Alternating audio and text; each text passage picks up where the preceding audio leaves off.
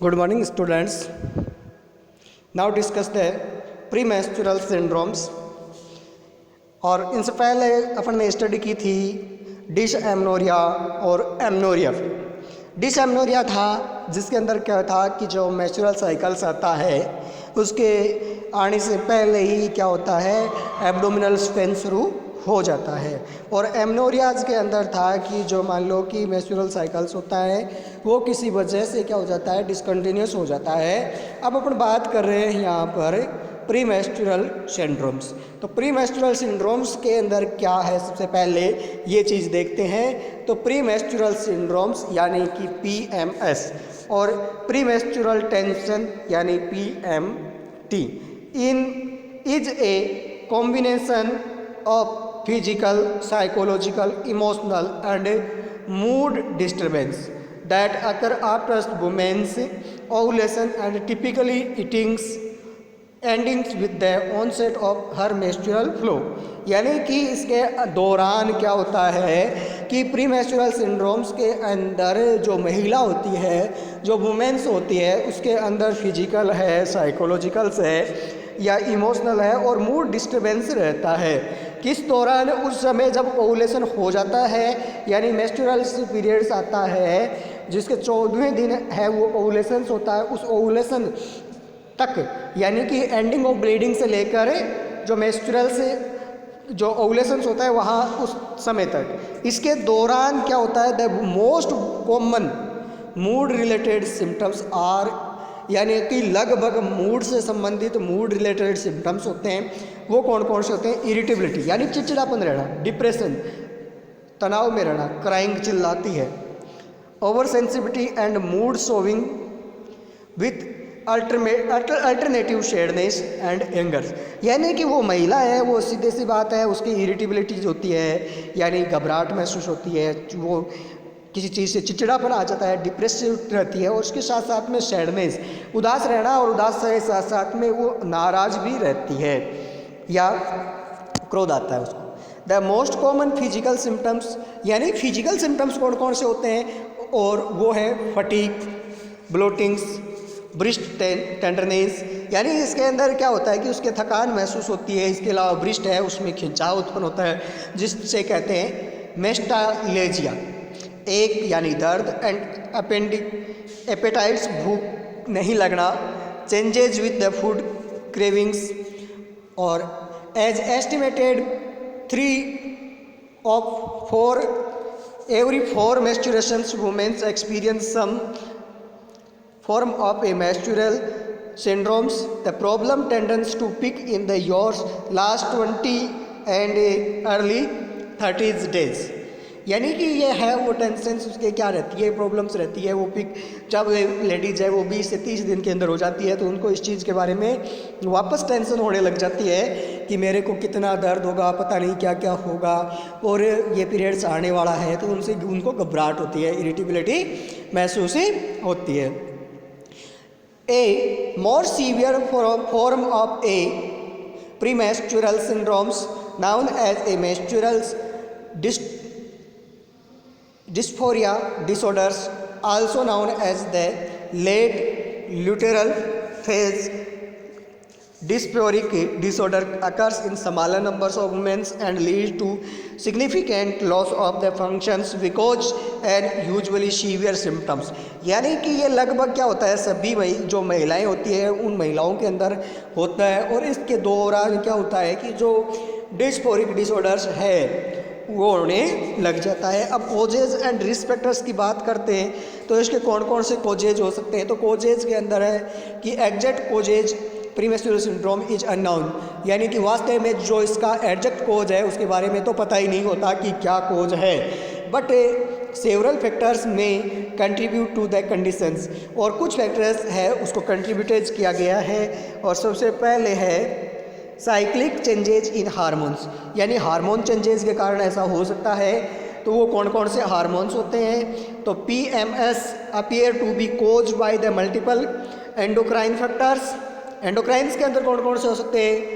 Hypoglycaemia हो सकती है, other changes in the carbohydrates metabolism है, हाइपर प्रोलेक्टिनीमिया है, या in level of circulation oestrogen and progesterones है, यानी कि एस्ट्रोजन और प्रोजेस्टेरोन हार्मोन का लेवल्स है वो इंक्रीज हो जाए या डिक्रीज हो जाए, उसकी वजह से abnormal response to the oestrogen and progesterones, इनके रेस्पॉन्स है वो अबनॉर्मल्स हो जाए, किसी तरह की कंडीशंस उसके वो में बदलाव आ जाए, एक्सेसिव एल्डोस्टेरोन्स हार्मोन हो तो उसकी वजह से हो सकते हैं।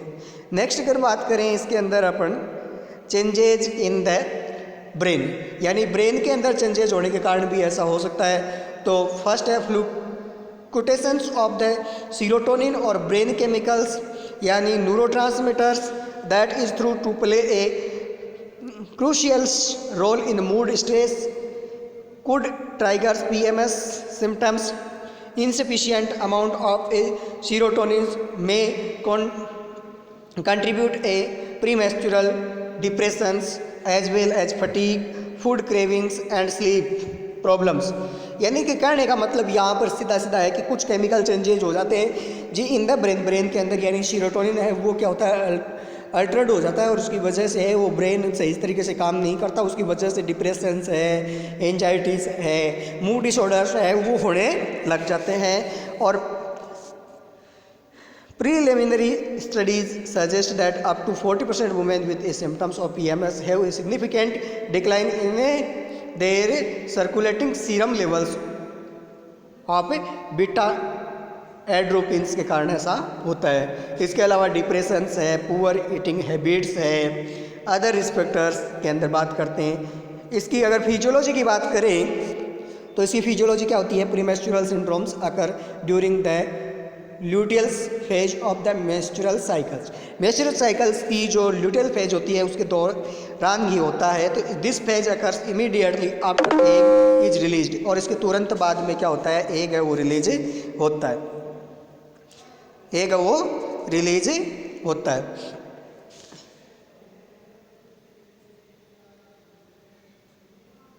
और इसके बाद में during the luteal phase hormones from the ovary cause the linings of the uterus to grow thick and spongy हो जाती है, और उसकी वजह से क्या होता है कि बाद में है during the luteal phase hormone from the ovary cause the lining of the uterus to grow thick and spongy at the same time as egg is release from the ovary, और उसी समय ओवेरी से जो ओवे में वो release होता है egg meets sperms it में implantation of lining of uterus and grow. और अगर मान लो कि उसी समय अगर स्पर्म्स हैं वो अगर रिलीज हो जाए तो अपन क्या होते हैं वहाँ पर मान लो कि फैलोपियन ट्यूब्स के अंदर इनका निषेचन हो जाता है, और निषेचन होने के कारण क्या होता है कि फिर भ्रूण विकसित होने लग जाता है। अगर नहीं होता है तो फिर यहाँ जो अब क्लिनिकल मैनिफेस्टेशन की बात करते हैं, इसके क्लिनिकल मैनिफेस्टेशन कौन कौन से होते हैं। तो क्लिनिकल मैनिफेस्टेशन के अंदर है A great severity of symptoms have been attributed to PMS. Women can have some varies during the severity from the cycle to cycles. यानी लगातार इसके अंदर चेंजेज होते रहते हैं और उस चेंजेस के दौरान लगातार बदलाव होते रहते हैं, और ये बदलाव है वो इंक्रीज ही होते हैं, डिक्रीज नहीं होते हैं। तो सबसे पहले अपन बात करते हैं इमोशनल एंड बिहेवियरल सिम्टम्स कौन कौन से होते हैं। टेंशन और एंजाइटी हो सकती है फर्स्ट। दूसरा है डिप्रेस्ड मूड हो सकता है, क्राइंग स्पेल्स हो सकता है, एंगर हो सकती है एंड इरिटेबिलिटी हो सकती है, या फिर ओवेरियन सेंसिटिविटी हो सकती है, डिस्फोरिया हो सकता है, मूड स्विंग हो सकता है, और क्रेविंग ऑफ फॉर स्वीट्स हो सकता है, hepatitis changes with the over eatings यानी कि भूख कम लगना भी हो सकता है, ट्रबल फीलिंग एज स्लीप यानी कि इंसोम्निया यानी नींद नहीं आती हो प्रॉपर मात्रा में, सोशल विथड्रॉल हो सकता है, पुअर कंसंट्रेशन हो सकता है, किसी चीज़ पर पूर्णतः ध्यान केंद्रित नहीं होता उस व्यक्ति का। फिजिकल साइन सिम्टम्स के अंदर है जॉइंट और मसल्स में पेन हो सकता है, हेडेक हो सकता है, फटीग हो सकता है, weight gain from fluid retentions, abdominal bloatings हो सकती है ड्यू टू फ्लूइड रिटेंशन के कारण होता है ऐसा, एब्डोमिनल क्रैम्प्स हो सकते हैं यानी बहुत ज़्यादा दर्द होता है इसके अंदर, ब्रेस्ट टेंडरनेस का मतलब ब्रेस्ट हार्ड हो जाते हैं, और एक फ्लोर्स अप, और इसके अलावा एंटिसिपेशन कॉन्स्टिपेशन और डायरिया हो सकते हैं, चेंजेस इन लिबिडो हो सकता है, स्लीप चेंजेस हो सकते हैं, ये सारे के सारे बदलाव आ सकते हैं। अब अपन बात करते हैं इसके डायग्नोस्टिक इवाल्युएशन की।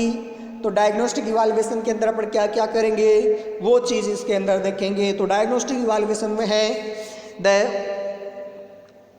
Most helpful diagnostic tool is the menstrual diary, यानी कि सबसे महत्वपूर्ण है उनकी मेंस्ट्रुअल डायरी, यानी कि कब उनके पीरियड्स आता है, कैसे पीरियड्स आता है, पीरियड्स जब शुरू होता है तो उनको कौन कौन सी चीज़ें महसूस होती है, ये सारा कुछ उसके लिए अहम रहता है। Which the documents physical and emotional symptoms और ओवर मंथ्स, यानी कि पूरे मंथ में जो फिजिकल और इमोशनल बदलाव आते हैं, जो सिम्टम्स आते हैं, उन सिम्टम्स के आधार पर अपन पता लगा सकते हैं। इसके अलावा है if the changes occur constantly around the ovulation, यानी mid cycles days 7 to 10 into the menstrual cycles and persist until the menstrual flow begins 10 PMS is probably that occur diagnosis, यानी दूसरा तरीका ये रहता है कि 7 से लेकर 10 दिन के बीच में अगर उसमें किसी तरह के मेंस्ट्रुअल साइकिल्स में कोई पीरियड में बदलाव आते हैं या उस दौरान उसको क्या क्या महसूस होता है, उन चीज़ों के आधार पर भी अपन पता लगा सकते हैं। इसके अलावा keeping A menstrual diary not only help the health care providers, यानी कि केवल ये हेल्थ केयर के लिए ही काम में नहीं आती टू मेक द डायग्नोसिस, और उसकी अच्छे से पहचान भी हो जाती है, but it also promote the better understanding by the patient to her own body and moods. लेकिन उसके दौरान पेशेंट को अपन ये बताएंगे कि आप पूर्णतः बताओगे कि आपकी बॉडी में कौन कौन से चेंजेस आते हैं, आपके मूड्स में कौन कौन से चेंजेस आते हैं। Once the diagnosis of a PMS is made by the understood, यानी कि डायग्नोसिस हमेशा खुद की समझ पे बनाया जाता है नर्स की। The patient can better scope with A symptoms, patient के सिम्टम्स के आधार पर। The diagnosis of PMS can be difficult because में मेडिकल एंड साइकोलॉजिकल कंडीशंस होती है, इसके कारण ये जल्दी से पहचान में नहीं आता। कैन मिनिक और वोर्सन सिम्टम्स ऑफ PMS, और उसके मिनिक और वोर्स सिम्टम्स देखे जाते हैं। There are no laboratory test, इसके लिए कोई लेबोरेटरी टेस्ट नहीं होता to determine if a women's has PMS का डिटरमाइन किया जा सकते हैं, ऐसे कोई वैसे लेबोरेटरी टेस्ट इसके अंदर नहीं होते। When laboratory test are perform they are use to occult other condition that can mimic PMS, यानी कि कोई दूसरे बदलाव हो तो वो बताए जा सकते हैं किसके द्वारा, लेबोरेटरी टेस्ट के द्वारा। अब अपन यहाँ बात करेंगे मैनेजमेंट की, और मैनेजमेंट के अंदर है the treatment of PMS can sometimes be as challenging a making the diagnosis of PMS, यानी कि PMS के अंदर सबसे पहले अपने पास में ये चैलेंज रहता है, ये अपने पास में मेन रहता है कि डायग्नोसिस करना कि उनके वास्ते में PMS है कि नहीं है, प्री मेंस्ट्रुअल सिंड्रोम में। Various treatments approaches have been use to treat this conditions, इस को ठीक करने के लिए कहीं ट्रेनिंग्स, कहीं मान लो कि तरीके हैं।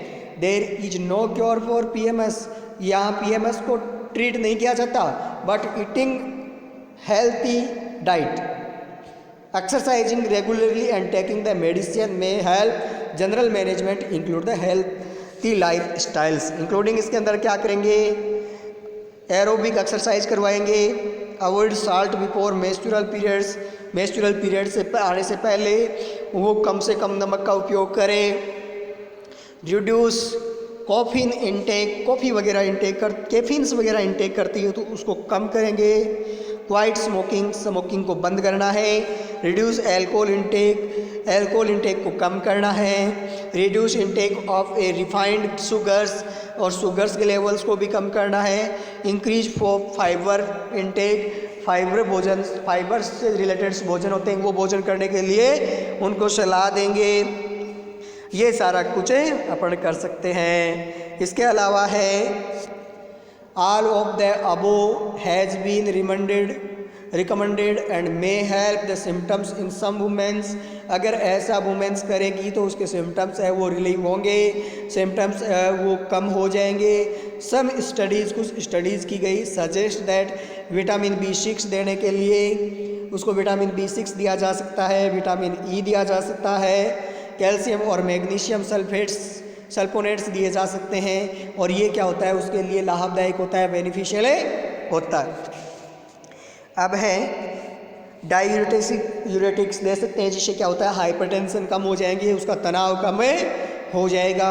When exercise and limiting salts intakes enough to reduce the weight gain, जिससे ओबेसिटी कम हो जाएगी। स्वेलिंग एंड ब्लोटिंग्स है वो कम हो जाएंगी। और डायूरेटिक्स है water pills can help the body shed excess water of kidney, यानी कि जो ज़्यादा मात्रा में अगर मान लो कि अपने शरीर के अंदर फ्लूइड्स है तो उसको बाहर निकाल देगी किडनी के थ्रू। Spironolactones is a diuretic that help is some of the symptoms of PM। Analgesics देंगे, एनाल्जेसिक्स है वो क्या करेगी, दर्द को कम कर देगी, उसकी हेडेक को कम कर देगी, और फिजिकल जो पेल्विक डिस्कम्फर्ट्स है उसको कम कर देगी। इसके अलावा ओरल कॉन्ट्रासेप्टिव्स देंगे। These percussion medication stop ovulation and establish the hormonal swing, thereby offering relief from PM symptoms। इसके अलावा ओवेरियन सुपरविजन करेंगे, पोस्ट प्रोजेस्टेरॉन्स अटैक्स है उसको करेंगे, और एंटी डिप्रेसेंट ड्रग्स भी उसको दी जा सकती है। ये सारा का सारा आपको क्या करना है, मैनेज करना है। इस तरह से अपन प्री मेंस्ट्रुअल सिंड्रोम्स को क्या कर सकते हैं, कवर कर सकते हैं। एक बार अपन पुनः देखते हैं कि इसके अंदर अपने क्या क्या पढ़ा है। तो सबसे पहले अपन देखें कि भाई प्री मेंस्ट्रुअल सिंड्रोम्स क्या था। प्री मेंस्ट्रुअल सिंड्रोम्स या प्री मेंस्ट्रुअल टेंशन है वो एक ही चीज़ है। ये क्या है, कॉम्बिनेशन है किसका, फिजिकल, इमोशनल और साइकोलॉजिकल और मूड डिस्टर्बेंस का, यानी कि ये इन सारों के सिम्टम्स इसमें आते हैं। इसमें मोस्ट कॉमन जो मूड रिलेटेड सिम्टम्स होते हैं जैसे इरिटेबिलिटी है, डिप्रेशंस है, क्राइंग चिल्लाना है, ओवर सेंसिटिविटी है, मूड स्विंग्स है, ठीक है, भूख कम लगना है या भूख में बदलाव आ जाता है, ठीक है। ये सारे के सारे क्या होते हैं, इनके कारण होते हैं, इनके अंदर ये सिम्टम्स से नज़र आते हैं। अगर कोजेज एंड रिस्पेक्टर की बात करें तो फर्स्ट था cyclic changes in hormones. Hormone है वो साइक्लिक चेंजेज हो जाता है, हार्मोन साइकिल्स चेंजेज हो जाते हैं, तो उसकी वजह से ऐसा होता है। मुख्यतः जो प्रोजेस्टेरोन और एस्ट्रोजन हार्मोन्स होते हैं वो इनको अफेक्ट करते हैं। इसके अलावा अपन इसकी पैथोफिजियोलॉजी पढ़ी थी। पैथोफिजियोलॉजी के बाद में अपन ने पढ़े थे इसके क्लिनिकल मैनिफेस्टेशन, और क्लिनिकल मैनिफेस्टेशन के अंदर अपन ने पढ़ा था कि इसके अंदर क्या होता है कि दिन भर दिन ये सीवियरिटी बढ़ती ही जाती है। जैसे इमोशनल एंड बिहेवियरल सिम्टम्स के बारे में अपन ने बात की थी, जिसमें टेंशन और एंजाइटी हो सकती है, डिप्रेस्ड मूड हो सकता है, क्राइंग स्पेल्स हो सकता है, एंगर एंड इरिटेबिलिटी हो सकती है, ओवर सेंसिटिविटी हो सकती है, डिस्फोरिया हो सकता है, मूड स्विंग्स हो सकता है, फूड क्रेविंग्स हो सकता है, hepatitis changes with the over eatings हो सकता है, यानी खाना ज़्यादा खाना पड़ता है उनको, भूख ज़्यादा लगती है, ट्रबल फीलिंग्स स्लीप यानी इंसोमनिया हो सकता है, सोने में समस्या हो सकती है, प्रॉपर नींद नहीं आती है, सोशल विथड्रॉल्स रहता है, वो समाज से दूर रहने की कोशिश करता है, और वो अपने आप को महसूस करता है कि मैं बिल्कुल अकेला हूँ। इसके अलावा पुअर कंसंट्रेशन, ध्यान केंद्रित नहीं कर पाता है किसी भी चीज़ के ऊपर। ये सारे के सारे चेंजेज होते हैं। इसके अलावा फिजिकल साइन और सिम्टम्स है, उसके अंदर जॉइंट है, मसल्स में पेन्स हो सकता है, weight gain from fluid retention के कारण हो सकता है, एब्डोमिनल ब्लोटिंग्स हो सकती है, ज़्यादातर फ्लूइड इकट्ठा होने के कारण ऐसा होता है। ब्रेस्ट टेंडरनेस हो सकती है, कॉन्स्टिपेशन और डायरिया हो सकता है, चेंजेज इन लिबिडो हो सकता है, हेपेटाइटिस चेंजेस के अंदर जी भूख ज़्यादा लगती है, खाना ज़्यादा खाते हैं। डायग्नोस्टिक इवाल्युएशन है वो इसके सिम्टम्स के आधार पर करते हैं, वैसे इसके मान लो कि वैसे कोई लेबोरेटरी टेस्ट नहीं होता है। उसके बाद में अगर मैनेजमेंट की बात की जाएगी तो मैनेजमेंट है वो क्या होता है, उसकी जो एक्सरसाइज की कंडीशन है उसको चेंजेस किया जाए, ईटिंग पैटर्न को चेंजेस किया जाए, अगर स्मोकिंग और अल्कोहल यूज करता है तो उसको कम किया जाए। तो इनको कम करने के कारण क्या होता है, धीरे धीरे वो सारी चीज़ें मैनेज हो जाती है।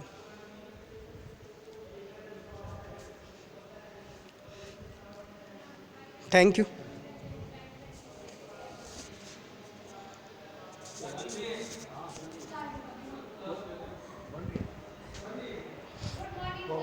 Good morning.